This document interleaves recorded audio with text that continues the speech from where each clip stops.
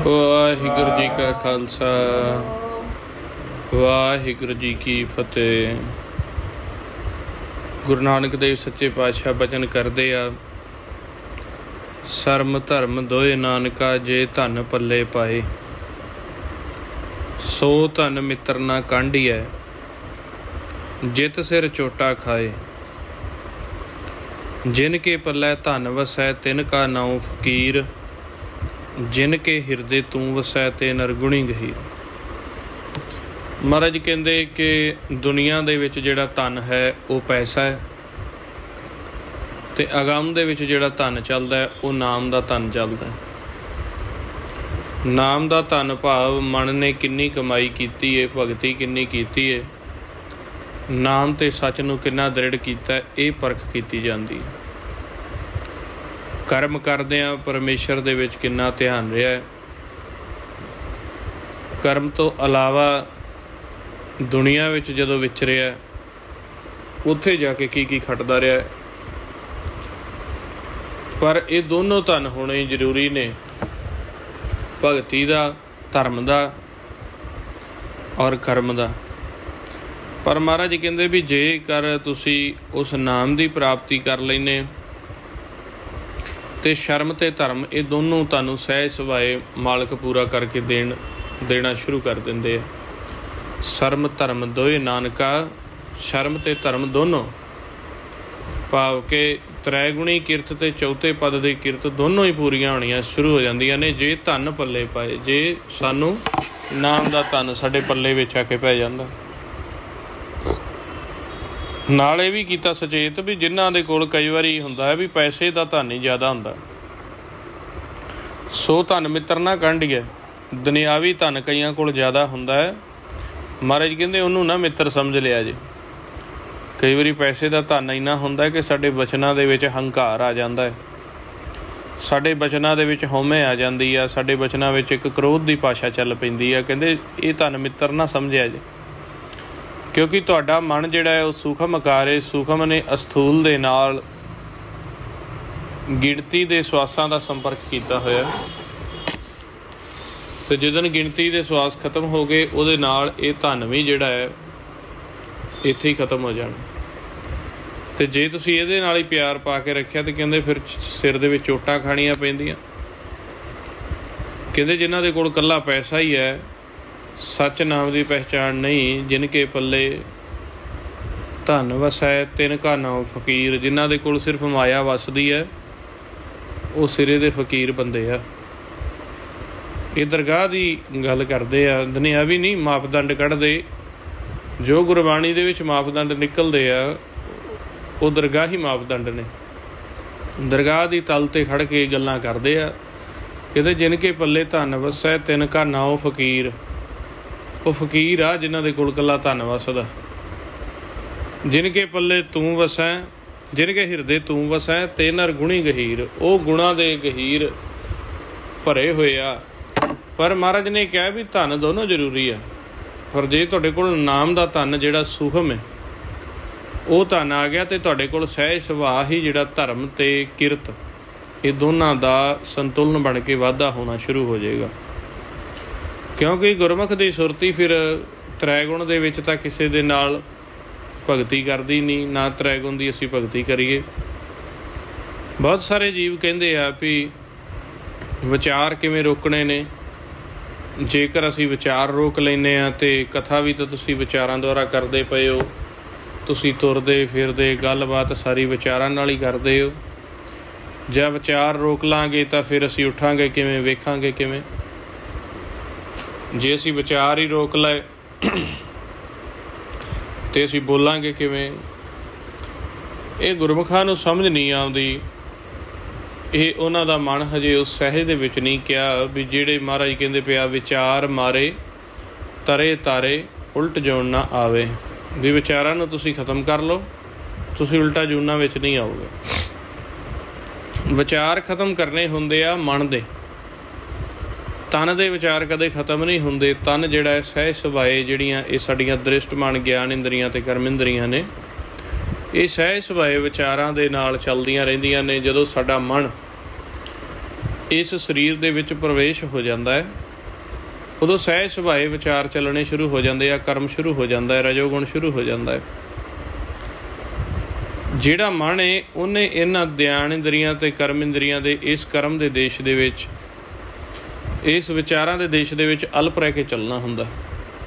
मन दे विचार खत्म करने आ, भाव के मन का ध्यान जदों सच ते उस नाम दे उपर लग जाता है, इस खाली खिला दे विच जिहड़ा इहदा घर है, जिथे मन इस धरती ते आके वपार करता है, तो सामने जो इहदा देश है, सामने जो इहदी जोत दा मूल है, जदों उहदे उपर ध्यान धर के मन चलदा है तो मन दे विचार रुक जाते हैं। जे आपां सौखा करके समझिए तो भी चित्त जिहड़ा है वो सच दे चरनां च चुभिया है, शब्द नाल चुभिया है, तो असीं कर्म करदे हां उहनूं कहंदे ने विचार रुक जाना। तो जदों असीं कर्म तो विहले हो गए हैं तो फिर असीं आपदे कंपलीटली विचार रोकदे हां सिमरन करके, इधरले विचार रोक के ते सुहम दे विच साडा मन प्रवेश हो जाता। होर विचार रोकण दा भाव ये कहनी ते जिहड़ी कथनी दे विच समझण दे विच फर्क हो जाता। दुनियावी विचार जिहड़े मन जिहड़ा है वो संसियां दे विच आ जांदा है। जिवें हुण इहदी एक होर उदाहरण देना, जिवें मान लो एक बच्चे ने बाजार दे विच जाना, उन्होंने पिता ने पूंजी दिती है पैसों की, मान लो उन्होंने 1000 रुपया दिता तो उन्होंने आख्या जाके तो तू सौदा करिया, रस्ते में तेनों कोई दिक्कत आवे, तेरी पूंजी घट जाए, तेनों पैसे की दिक्कत आवे तो तू मेरे नाल उत्थों ही संपर्क कर ली, या मेरा नाम लै दी, जिथे तू लवेंगा खड़ेगा समान लेगा तो तेन कोई दिक्कत नहीं आएगी। उस बच्चे के विचार रुक गए ने, उस सहज दे विच हो गया, उन्होंने भरोसा आ गया पिता ते, तो आपदा कर्म करन चला गया। एक बच्चा जिहदे सिर ते बाप नहीं हैगा तो उहदे कर्म तो उन्हें भी करना, पर वह विचारां च आ गया। वो सोचता है पैसे खुट ना जान, रस्ते में मैनू कोई पुलिस वाला ना फड़ लै, उत्थे जाके मेरे नाल कोई अणहोनी ना हो जाए, या मैं राह ही ना भुल जा, मेरी तो कोई सार करने वाला भी नहीं हैगा। जा जे उन्होंने भरोसा भी होवे उत्थे जाके जे उन्हें कोई पैसे खुट गए है, जां उन्हें कोई कागज पत्तर को चैक करन लग गया, तो वह बच्चे का जिंदा दा पिता नहीं हैगा तो उन्हें फड़ के जेल कर देंगे।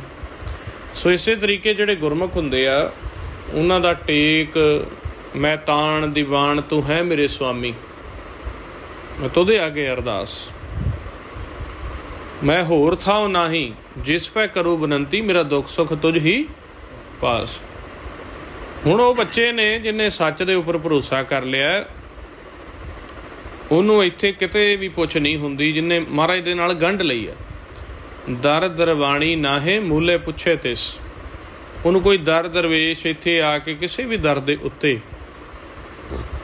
उन्होंने भरोसा महाराज ने ऐसा दिता है, उन्होंने आप फिक्र करने की लोड़ नहीं हुंदी। इस करके वो सहज दे विच जोत दे उपर नाम दे उपर ध्यान धर के जदों चलदा है, आप नहीं विचार लैंदा। सहज सुभाए साडियां ज्ञान इंद्रियां कर्म इंद्रियां विचार लैके छड्डदियां रहिंदियां ते अगला कर्म साडा चलदा रहिंदा, मन विचारां तो परे हो जांदा है। ये उदों गल समझ आउंदी है भी जदों असीं आपदे मन की पछाण करके, ज्ञान इंद्रियां की पछाण करके भी साडा मन जोत है, स्वरूप है, मन साडा शरीर दे विच चलदा किवें है ते साडा मन किवें विचारां तो अलग हुंदा, उदों खेल चलदी। बहुते जी इस फर्क दे विच, इस फिकर दे विच, इस संशय च चल पैंदे आ भी साडे विचार नहीं रुकदे पए, विचार रोकणे किवें आ, असीं सिमरन करदे आ साडे विचार फिर चल पैंदे आ।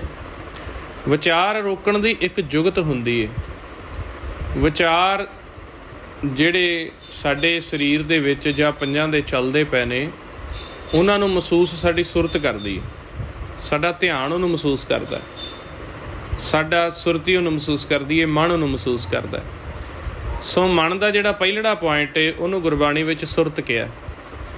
जिवें मान लो मैं बचन करदा पिया, तुसीं संगत बैठे हो, तुहाडी सुरती पहला मेरे मुख ते आ, तुहाडी सुरती इधर आई है, फिर तुसीं आपदे ध्यान दे विच मेरे नाल मेरी गल सुनदे पए हो, ते ओह तुहानूं मत रूप दे विच ग्रहण हुंदे पए। जे तुसीं सुरती मेरे पासों हटा लोगे, मान लो मेरे इस पासों तुसीं सुरती हटा ली ਜਿੱਥੇ ਸੁਰਤ ਲਾਓਗੇ ਉੱਥੋਂ ਦਾ ਧਿਆਨ ਤੁਹਾਡੇ ਖੇਲ ਚੱਲ ਪਏਗਾ। ਮੰਨ ਲਓ ਤੁਸੀਂ ਇੱਥੇ ਬੈਠੇ ਹੋ ਅਤੇ ਸੁਰਤੀ ਜਿਹੜੀ ਹੈ ਤੁਸੀਂ ਇੱਥੋਂ ਹਟਾ ਕੇ ਅਤੇ ਦਿੱਲੀ ਲੈ ਜਾਓ, ਅਤੇ ਦਿੱਲੀ ਦੇ ਰੇਲਵੇ ਸਟੇਸ਼ਨ 'ਤੇ ਤੁਸੀਂ ਲੈ ਗਏ ਅਤੇ ਉੱਥੋਂ ਦੇ ਤੁਹਾਡੇ ਵਿਚਾਰ ਮਨ ਦੇ ਵਿੱਚ ਚੱਲ ਪੈਣਗੇ, ਧਿਆਨ ਉੱਧਰ ਹੋ ਜਾਏਗਾ। ਇਸੇ ਤਰੀਕੇ ਹੀ ਵੀ ਜਿਹੜਾ ਸੁਰਤ ਹੈ ਜਦੋਂ ਉਹ ਤ੍ਰੈਗੁਣ ਦੇ ਵਿੱਚ ਪੰਜਾਂ ਨਾਲ ਰਲ ਕੇ ਨਾ ਚੱਲੇਗੀ ਅਤੇ ਸਹਿਜ ਦੇ ਵਿੱਚ ਸਾਹਮਣੇ ਦਰ ਦੇ ਉੱਪਰ ਲੱਗੀ ਰਹੇਗੀ ਅਤੇ ਮਨ ਵਿਚਾਰਾਂ 'ਚ ਨਹੀਂ ਆਏਗਾ, ਪ੍ਰਕਾਸ਼ ਦੇ ਵਿੱਚ ਰਹਿੰਦਿਆਂ ਹੋਇਆਂ ਇਹ ਖੇਲ ਸਾਰਾ ਅਨੁਭਵ ਕਰੇਗਾ। ਕਰਮ ਵੀ ਖੇਡੇਗਾ, ਕਰਮ ਦੇ ਵਿੱਚ ਕੋਈ ਘਾਟਾ ਵੀ ਨਹੀਂ ਪਏਗਾ ਅਤੇ ਸ਼ਰਮ ਅਤੇ ਧਰਮ ਦੋਨੋਂ ਹੀ ਪੂਰਨ ਰਹਿਣਗੇ। ਇਹ ਹੁੰਦੇ ਨੇ ਵਿਚਾਰ ਰੋਕਣੇ, ਅਤੇ ਵਿਚਾਰ ਕਲਾ ਦੁਆਰਾ ਰੋਕੇ ਜਾਂਦੇ ਆ। ਭਾਵ ਜੇ ਹੁਣ ਤੁਸੀਂ ਆਪ ਦੇ ਵਿਚਾਰ ਰੋਕਣੇ ਆ ਤਾਂ ਤੁਹਾਨੂੰ ਗੁਰਮੰਤਰ ਦਾ ਪਹਿਲਾਂ ਸਹਾਰਾ ਲੈਣਾ ਪਏਗਾ।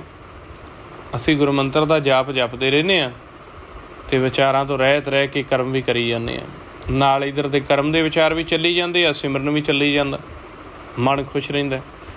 ਕਈ ਵਾਰੀ ਤੁਸੀਂ ਦੇਖਿਆ ਹੋਣਾ ਵੀ ਕਰਮ ਵਿੱਚ ਇੰਨੇ ਖੁੱਭ ਜਾਈਦਾ ਹੈ, ਵਿਚਾਰਾਂ ਦੇ ਵਿੱਚ ਮਨ ਚਲਾ ਜਾਂਦਾ, ਸਿਮਰਨ ਛੁੱਟ ਜਾਂਦਾ। ਫਿਰ ਥੋੜ੍ਹੀ ਦੇਰ ਬਾਅਦ ਆਤਮਾ ਸਾਨੂੰ ਫਿਰ ਅੰਦਰੋਂ ਜਣਾਉਂਦੀ ਹੈ, ਗੁਰਮੁਖਾ ਤੂੰ ਤਾਂ ਸਿਮਰਨ ਕਰਦਾ ਪਿਆ ਸੀ। ਫਿਰ ਅਸੀਂ ਕਹਿੰਦੇ ਹਾਂ ਹਾਂ ਸੱਚ। ਕਈ ਵਾਰੀ ਕਰਮ ਦੀ ਸਹਿਜ, ਕਰਮ ਦੀ ਡੂੰਘਾਈ ਇੰਨੀ ਹੁੰਦੀ ਹੈ ਮਨ ਵਿਸਰ ਜਾਂਦਾ, ਫਿਰ ਮਨ ਜਿਹੜਾ ਉਹ ਸਿਮਰਨ ਕਰਨਾ ਸ਼ੁਰੂ ਕਰ ਦਿੰਦਾ। ਅਤੇ ਇਸ ਤਰੀਕੇ ਵਿਚਾਰਾਂ ਨੂੰ ਰੋਕਣ ਦਾ ਤਰੀਕਾ ਹੈ ਵੀ ਤੁਸੀਂ ਕਰਮ ਦੀ ਬਜਾਏ ਸਿਮਰਨ ਉੱਪਰ ਧਿਆਨ ਦਿਓ। ਫਿਰ ਸਿਮਰਨ ਤੋਂ ਬਾਅਦ ਜਦੋਂ ਤੁਹਾਡੇ ਅੰਦਰ ਨਾਮ ਚੱਲ ਪਏਗਾ, ਸ਼ਬਦ ਚੱਲ ਪਏਗਾ, ਜਿਹਨੂੰ ਤੁਸੀਂ ਸਿਮਰਨ ਕਰ ਕਰਕੇ ਪ੍ਰਪੱਖ ਕਰ ਲਿਆ, ਸ਼ਬਦ ਦੀ ਆਵਾਜ਼ ਫਿਰ ਹੌਲੀ ਹੌਲੀ ਪਹਿਲੋਂ ਤੇਜ਼ ਹੁੰਦੀ ਹੈ, ਫਿਰ ਜਦੋਂ ਤੇਜ਼ ਆਵਾਜ਼ ਨਾਲ ਸਾਡਾ ਪਿਆਰ ਪੈਂਦਾ ਅਤੇ ਫਿਰ ਉਹ ਸਹਿਜ ਹੁੰਦੀ ਜਾਂਦੀ। ਸਹਿਜ ਹੋਈ ਆਵਾਜ਼ ਦੇ ਨਾਲ ਜਦੋਂ ਤੁਸੀਂ ਪਿਆਰ ਪਾ ਲਓਗੇ, ਫਿਰ ਸਹਿਜ ਸੁਭਾਅ ਤੁਹਾਨੂੰ ਸ਼ਬਦ ਜਿਹੜਾ ਸੁਣਦਾ ਰਹੇਗਾ। ਸ਼ਬਦ ਦੇ ਦਾਇਰੇ ਵਿੱਚ ਚੱਲਦੇ ਤੁਸੀਂ ਕਰਮ ਕਰੋਗੇ, ਤੁਹਾਡਾ ਮਨ ਵਿਚਾਰਾਂ 'ਚ ਨਹੀਂ ਜਾਏਗਾ। ਸੱਚ ਦੇ ਤੁਸੀਂ ਸਨਮੁਖ ਰਹਿ ਕੇ ਅੰਮ੍ਰਿਤ ਦੀ ਜਿਹੜੀ ਦਾਤ ਲੈਂਦੇ ਰਹੋਗੇ ਅਤੇ ਤੁਹਾਡਾ ਮਨ ਕਰਮ ਕਰਦਾ ਰਹੇਗਾ। ਹੁਣ ਸੁਰਤੀ ਨੇ ਵਿਚਾਰ ਲੈਣਾ।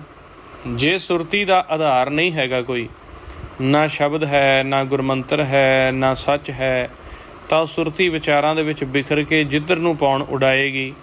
ਕਾਮ ਦੇ ਵਿਚਾਰ ਉਡਾਉਣਗੇ ਉੱਧਰ ਚਲੇ ਜਾਏਗੀ, ਸੰਸਿਆਂ ਦੇ ਵਿਚਾਰ ਉਡਾਉਣਗੇ ਉੱਧਰ ਚਲੀ ਜਾਏਗੀ, ਫਿਕਰਾਂ ਦੇ ਵਿਚਾਰ ਉਡਾਉਣਗੇ ਅਤੇ ਉੱਧਰ ਚਲੀ ਜਾਏਗੀ। ਜਿੱਧਰ ਵੀ ਜਤ ਦੇ ਵਿਚਾਰ ਆਏ ਜਤੀ ਹੋ ਜਾਏਗਾ, ਸਤ ਦੇ ਵਿਚਾਰ ਆਏ ਸਤੀ ਹੋ ਜਾਏਗਾ। ਅਤੇ ਮਹਾਰਾਜ ਸੱਚੇ ਪਾਤਸ਼ਾਹ ਨੇ ਫਿਰ ਸਾਨੂੰ ਕਿਹਾ ਵੀ ਤੁਸੀਂ ਆਪ ਵਿਚਾਰ ਨਹੀਂ ਲੈਣੇ। ਇਹਦੇ 'ਤੇ ਫਿਰ ਤੁਹਾਨੂੰ ਪਤਾ ਨਹੀਂ ਲੱਗੇਗਾ ਕਿ ਵਿਚਾਰ ਸਾਨੂੰ ਆਉਂਦੇ ਕਿੱਥੋਂ ਪਏ ਆ। ਤੁਸੀਂ ਜਿਹੜਾ ਹੈ ਸ਼ਬਦ ਦੀ ਜਾਂਚ ਸਿੱਖ ਕੇ, ਨਾਮ ਦੀ ਜਾਂਚ ਸਿੱਖ ਕੇ, ਸੰਗਤ ਦੇ ਵਿੱਚੋਂ ਉਸ ਦਰ ਅਤੇ ਘਰ ਦੀ ਪਹਿਚਾਣ ਸਿੱਖ ਕੇ, ਉਸ ਦਰ ਅਤੇ ਘਰ ਦੇ ਉਸ ਪ੍ਰਕਾਸ਼ ਰੂਪੀ ਦਰ ਦੀ, ਉਸ ਅਨਾਹਤ ਰੂਪੀ ਨਾਮ ਦੀ ਜਾਂਚ ਸਿੱਖ ਕੇ, ਪ੍ਰੈਕਟਿਸ ਕਰਕੇ ਉਹਦੇ ਉੱਪਰ ਤੁਸੀਂ ਧਿਆਨ ਧਰੋ। ਉਸ ਧਿਆਨ ਨੂੰ, ਸੁਰਤੀ ਨੂੰ ਜਦੋਂ ਰੱਖ ਕੇ ਚੱਲੋਗੇ ਤਾਂ ਫਿਰ ਤੁਹਾਨੂੰ ਪਤਾ ਲੱਗ ਜਾਏਗਾ ਕਿ ਇਹ ਵਿਚਾਰ ਤੁਸੀਂ ਨਹੀਂ ਲੈ ਰਹੇ, ਇਹ ਪੰਜ ਤੁਹਾਨੂੰ ਦੇ ਰਹੇ। ਇਹ ਪੰਜ ਕਿਹਨੂੰ ਦੇ ਰਹੇ ਆ? ਤੁਹਾਡੀਆਂ ਅਸਥੂਲ ਗਿਆਨ ਇੰਦਰੀਆਂ ਨੂੰ ਵਿਚਾਰ ਦੇ ਰਹੇ ਆ। ਅਤੇ ਮਨ ਜਿਹੜਾ ਹੈ ਉਹ ਆਪ ਦੇ ਇੱਕ ਪੂਰਨ ਸਰੀਰ ਦੇ ਨਾਲ, ਮਨ ਸੂਖਮ ਗਿਆਨ ਇੰਦਰੀਆਂ ਅਤੇ ਕਰਮ ਇੰਦਰੀਆਂ ਦੇ ਨਾਲ ਇਹਨਾਂ ਸਰੀਰ ਦੀਆਂ ਇੰਦਰੀਆਂ ਦੇ ਵਿੱਚ ਪ੍ਰਵੇਸ਼ ਹੋਇਆ ਹੋਇਆ। ਅਤੇ ਜਦੋਂ ਪੰਜ ਵਿਚਾਰ ਦਿੰਦੇ ਆ ਇਹਨਾਂ ਗਿਆਨ ਇੰਦਰੀਆਂ ਨੂੰ, ਇਹਨਾਂ ਕਰਮ ਇੰਦਰੀਆਂ ਨੂੰ, ਅਤੇ ਮਨ ਜਿਹੜਾ ਹੈ ਉਹਨੂੰ ਆਪ ਦੀ ਸਰੀਰ ਦੀ ਪਛਾਣ ਨਹੀਂ, ਅਤੇ ਉਹ ਇਹਨਾਂ ਵਿਚਾਰਾਂ ਨੂੰ ਆਪ ਦਾ ਸਮਝ ਕੇ ਇਹਨਾਂ ਦੇ ਨਾਲ ਰਲ ਚੱਲ ਪੈਂਦਾ। ਅਤੇ ਜਦੋਂ ਤੁਸੀਂ ਨਾਮ ਅਤੇ ਸੱਚ ਦੀ ਪਛਾਣ ਕਰ ਲਓਗੇ ਅਤੇ ਸੁਰਤੀ ਦਾ ਖੇਲ, ਤੁਸੀਂ ਸੁਰਤੀ ਇੱਕ ਚਿੱਤ ਹੋ ਕੇ ਵਿਚਾਰਾਂ 'ਚ ਲਾਉਣ ਦੀ ਬਜਾਏ ਸਾਹਮਣੇ ਸੱਚ ਅਗੰਮ ਦੇ ਵਿੱਚ, ਨਾਮ ਦੇ ਵਿੱਚ ਲਗਾਓਗੇ, ਅਤੇ ਫਿਰ ਤੁਹਾਨੂੰ ਮਹਿਸੂਸ ਹੋਏਗਾ ਕਿ ਤੁਸੀਂ ਵਾਕਈ ਇਹ ਕਾਰਜ, ਇਹ ਵਿਚਾਰ, ਇਹ ਫੁਰਨੇ ਕੋ ਹੋਰ ਲੈ ਰਿਹਾ, ਅਤੇ ਮੇਰਾ ਸਥਾਨ ਜਿਹੜਾ ਹੈ, ਮੇਰਾ ਘਰ ਜਿਹੜਾ ਵਾਕਈ ਅਲੱਗ ਹੈ। ਉਸੇ ਅਵਸਥਾ ਨੂੰ ਮਹਾਰਾਜ ਨੇ ਗੁਰਬਾਣੀ 'ਚ ਕਿਹਾ, ਥਿਰ ਕਰ ਬੈਸੋ ਹਰ ਜਨ ਪਿਆਰੇ, ਸਤਿਗੁਰ ਤੁਮਰੇ ਕਾਜ ਸਵਾਰੇ। ਵੀ ਤੁਸੀਂ ਥਿਰ ਘਰ ਦੇ ਵਿੱਚ ਬੈਠ ਜਾਓ। ਇਹ ਅਸਥਿਰ ਘਰ ਹੈ, ਅਸਥਿਰ, ਇੱਥੇ ਥਿਰ ਨਹੀਂ ਕੁਛ ਹੈਗਾ। ਕਹੋ ਨਾਨਕ ਕਿਛ ਥਿਰ ਨਹੀਂ, ਸੁਪਨੇ ਜਿਉ ਸੰਸਾਰ। ਜਿਹੜਾ ਸੰਸਾਰ ਇਹ ਥਿਰ ਨਹੀਂ ਹੈਗਾ। ਇੱਥੇ ਤਾਂ ਕਦੇ ਕੋਈ ਵਿਚਾਰ ਆ ਗਿਆ, ਕਦੇ ਕੋਈ ਫੁਰਨਾ ਆ ਗਿਆ, ਕਦੇ ਕੁਛ ਆ ਰਿਹਾ, ਕਦੇ ਕੁਛ ਆ ਰਿਹਾ। ਤੁਸੀਂ ਆਪਦੇ ਥਿਰ ਘਰ ਦੇ ਵਿੱਚ ਬੈਠ ਜਾਓ। ਥਿਰ ਘਰ ਕਿਹੜਾ ਹੈ? ਆਹ ਜਿਹੜਾ ਧਨ ਇਹ ਘਰ, ਇਹ ਪ੍ਰਕਾਸ਼ ਜਿਹੜਾ ਚਾਹੇ ਨੇਤਰ ਤੁਹਾਡੇ ਖੁੱਲ੍ਹੇ ਨੇ ਅਤੇ ਚਾਹੇ ਨੇਤਰ ਤੁਹਾਡੇ ਬੰਦ ਨੇ, ਜਿਹੜਾ ਤੁਹਾਨੂੰ ਇਹ ਬਿਲਕੁਲ ਸੁੰਨ ਮਹਿਸੂਸ ਹੁੰਦੀ ਹੈ, ਖਾਲੀ ਮਹਿਸੂਸ ਹੁੰਦਾ ਹੈ। ਜਿਵੇਂ ਨੇਤਰ ਆਪਾਂ ਬੰਦ ਕਰ ਲੈਂਦੇ ਹਾਂ ਅਤੇ ਹਨੇਰਾ ਮਹਿਸੂਸ ਹੁੰਦਾ ਹੈ, ਨੇਤਰ ਅਸੀਂ ਖੋਲ੍ਹ ਲੈਂਦੇ ਹਾਂ ਅਤੇ ਖਾਲੀ ਮਹਿਸੂਸ ਹੁੰਦਾ ਹੈ। ਇਹ ਚਾਹੇ ਨੇਤਰ ਬੰਦ ਆ ਚਾਹੇ ਖੁੱਲ੍ਹੇ ਆ, ਇਹ ਨਹੀਂ ਕੋਈ ਮਾਇਨੇ ਰੱਖਦਾ। ਇਹਦੇ ਵਿੱਚ ਇੱਕ ਜੋਤ ਵਸੀ ਹੋਈ ਹੈ, ਜਿਵੇਂ ਜਮਾਨ ਕੇ ਵਿਖੇ ਸਮਸਤ ਕਰਨ ਭਰਨ ਹੈ। ਕਰਨ ਭਰਨ ਭਾਵ ਸਾਰੀ ਸ੍ਰਿਸ਼ਟੀ ਨੂੰ ਪਾਲਣ ਵਾਲਾ, ਸਵਾਸ ਦੇਣ ਵਾਲਾ ਅਤੇ ਕਰਨ ਕਰਾਉਣ ਵਾਲਾ, ਪੂਰਾ ਕਰਕੇ ਦੇਣ ਵਾਲਾ, ਉਹਦਾ ਤੁਸੀਂ ਧਿਆਨ ਧਰਨਾ। ਜਿਵੇਂ ਧਿਆਨ ਫਿਰ ਆਪਾਂ ਕਿਵੇਂ ਧਰਾਂਗੇ, ਉਹਦੇ ਵਾਸਤੇ ਕੋਈ ਔਖਿਆਈ ਨਹੀਂ ਹੈਗੀ। ਜਿਵੇਂ ਸਾਨੂੰ ਸਾਡੇ ਮਾਤਾ ਪਿਤਾ ਦੀ ਪਛਾਣ ਹੁੰਦੀ ਹੈ, ਸਾਡੇ ਬੱਚਿਆਂ ਦੇ ਨਾਲ ਸਾਡਾ ਪਿਆਰ ਪਿਆ ਹੁੰਦਾ, ਉਹਨਾਂ ਦੀ ਪਛਾਣ ਹੁੰਦੀ ਹੈ। ਅਸੀਂ ਵਿਦੇਸ਼ ਦੇ ਵਿੱਚ ਚਲੇ ਜਾਂਦੇ ਹਾਂ ਅਤੇ ਅਸੀਂ ਉੱਥੇ ਕੰਮ ਕਰਦੇ, ਸਾਡੀ ਸੁਰਤੀ ਸਹਿ ਸੁਭਾਏ ਪਿੱਛੇ ਬੱਚਿਆਂ 'ਚ, ਘਰ ਦੇ ਵਿੱਚ ਜਿੱਥੇ ਪਛਾਣ ਹੈ ਉੱਥੇ ਪਿਆਰ ਬਣਿਆ ਰਹਿੰਦਾ ਹੈ। ਅਤੇ ਅਸੀਂ ਸੋਚਦੇ ਹਾਂ ਵੀ ਅਸੀਂ ਕਮਾ ਕੇ ਜਿਹੜਾ ਲਿਜਾਣਾ, ਬੰਦ ਰੱਖਿਆ ਕਰੋ ਨੇਤਰ, ਜਿਹੜਾ ਅਸੀਂ ਕਮਾ ਕੇ ਲਿਜਾਣਾ ਹੈ ਉਹ ਅਸੀਂ ਆਪਦੇ ਘਰਦਿਆਂ ਨੂੰ ਦੇਣਾ, ਉਹ ਆਪਦੀ ਅਸੀਂ ਪੂੰਜੀ ਜਮ੍ਹਾਂ ਕਰਕੇ ਉੱਥੇ ਲੈ ਕੇ ਜਾਣੀ।